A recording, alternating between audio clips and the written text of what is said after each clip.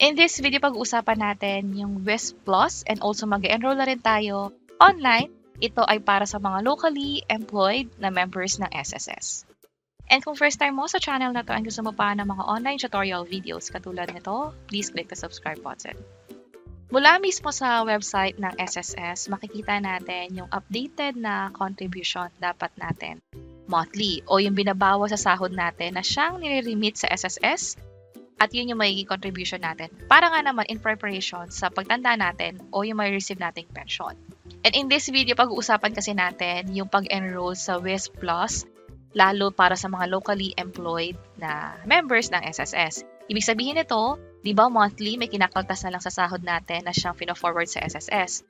Pero yung Wisp Plus kasi, tayo ang gagawa nito. Tayo ang magbabayad or tayo yung magko-contribute monthly kung gusto nating makaipon nga under Wisp Plus. Ang kagandahan pag nag-iipon ka nito is kung familiar ka na sa MP2, protektado kasi yung principal mo. So, hahayaan mo na lang lumago yung pera nang hindi nag-worry kung mawawala ba or malulugi ba yung mismong pinuhunan mo. So, katulad ng sa MP2, ito rin ay tax-free at pwede rin ma-withdraw. Let's say, after 5 years, gusto mo na siyang i-withdraw, pwedeng-pwede. Pero kung gusto mo siyang i-withdraw ng let's say first year naguhulog ka, second year, or less than 5 years, pwede ka rin naman mag-withdraw. Yun nga lang, magkakaroon ng parang mga bawas sa pwede nating i-withdraw. So, mas maganda talaga na masintayin natin yung 5 years, ma-max out natin yon para nga naman kung sakaling gusto nating mag-withdraw, makukuha natin yung buong kinita. At dito sa Wisp Plus, compounding din yung interest. So, yung principal natin, tumubo yun, at yung tubo nun, tutubo pa ulit ng tutubo ng tutubo. Dito sa online account nyo sa SSS, pwede na tayo mag-enroll sa Wisp Plus. Pero very quick lang, i-touch natin yung iba't ibang contribution kasi natin sa SSS. Unang-una, yung regular na binabawas sa atin monthly, yung monthly contribution, nakalaan to para sa magiging pensyon natin sa pagtanda natin. Kung gusto natin makakuha ng mas malaking pensyon, merong Wisp at Wisp Plus para dyan. Ang kaibahan ng dalawa is yung sa Wisp kasi, required to ayon sa batas. In reference dito sa table ng SSS, let's say ang sahod mo is lumagpas na ng 30,000, ito yon. Bali yung unang column, sinasabi dito na range of compensation. So kung yung compensation o yung sahod na natatanggap mo monthly is pasok nga rito sa last row, 29,750 or over, let's say 30,000 plus. Ang pinakamakikita mong hulog sa SSS account mo is nasa 4,230. At parte nun is yung sa Wisp na contribution.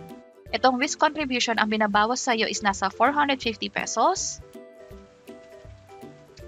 Para ito siya. At ang binabawas naman sa kumpanya pinagkatrabahuhan natin is 950 pesos. So in total, ang contribution na nagre-reflect sa SSS account natin under Wisp is 1,400.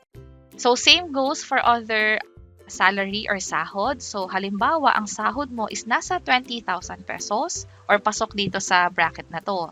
So, ang contribution mo sa SSS is ito yung makikita mo, 2,900 kung saan yung 70 pesos doon is nasa Wisp. 22 yung binawas sa'yo, 47 yung binawas sa employer mo o pinagkatrabahuhan mo nga. So, again, required to at pagkabasehan yun, depende sa sahod na nakukuha mo per month dito sa range of compensation yung basis. Ngayon, hindi kasi lahat pwedeng makapag-enroll sa Wisp. Ang reason niyan is kung mapapansin nyo yung sa sahod nga. Paano kung ang sinasahod is wala pa dito sa bracket na to? Let's say nasa 15,000 pesos, nandito siya. So obviously, hanggang regular contribution ka lang, sa Wisp, wala siyang ganon. Hindi mo may-take advantage yung mas malaking pwedeng kitain or yung opportunity na meron dito sa Wisp. At dahil sa ganong requirement, nagkaroon tuloy ng Wisp Plus kung saan hindi na tinitingnan kung magkano yung sahod mo. Basta gusto mong maghulog, pwedeng-pwede ka nang makapag-enroll at makapag-contribute sa Wisp Plus account mo. Which is, punta na tayo sa SSS online account. Kung mapapansin nyo, dito sa Wisp Plus, wala pa ako contribution kasi nga hindi pa ako nakakapag-enroll. Dito sa Wisp, meron na, again, required to. Also, yung monthly contribution, required to. And this time, mag-enroll na tayo. Punta lang tayo sa services and then enroll to Wisp Plus. Oops, na-logout lang ako so mag-login lang ako very quick. Close ko lang to, close lang ulit. At enroll na tayo sa Wisp Plus. Also, ang pag-enroll sa Wisp Plus is i-make sure na dapat employee yung membership type mo. Kung voluntary kasi, isasabay mo na lang to doon sa monthly contribution mo pag nag-generate ka ng PRN, which is pag-uusapan pa natin in a separate video. This one kasi is for employed or yung mga nagtatrabaho dito sa Pilipinas. Click ko tong view terms and condition and then click ko yung I accept. And ganun lang kabilis, you have successfully enrolled in the Wisp Plus. Your membership in the program will take effect once you pay your first Wisp Plus contribution. Ang kailangan gawin is mag-generate ng payment reference number or yung PRN para makapagbayad tayo. Click ko tong close. And then, close ko lang ulit to. Mag-generate na tayo ng PRN. Punta tayo sa payment reference number. And then, contributions, generate PRN na tayo. Click ko tong generate PRN. Membership type ko is employed.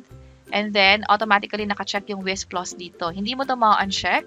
Now, for the Wisp Plus amount, ang minimum contribution is nasa 500 pesos.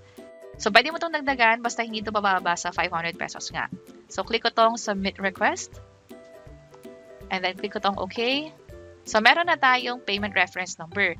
At yung gagamitin na natin kapag gusto na nating bayaran or mag-contribute dito sa Wisp Plus. Gamit ngayon yung phone ko. Open ko yung GCash na mobile app. And then, login lang dito.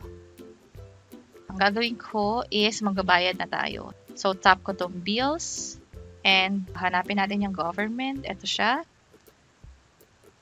So, type ko lang dito yung SSS para mas madali. SSS contribution. Click natin yan. Account type. Oops, amount muna is 500 pesos. Sa account type, PRN. Type ko na dito yung payment reference number, yung payer type.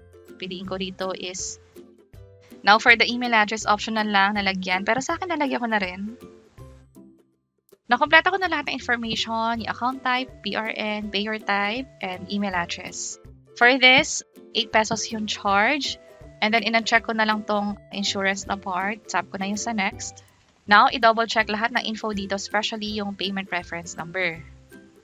Click ko na tong confirm. And payment received na. Mas maganda na itago natin yung proof of payment. And then, dito naman sa SSS account, back to PRN payments lang tayo. Or maybe punta tayo dito sa contributions ulit. And then sa Wisp Plus.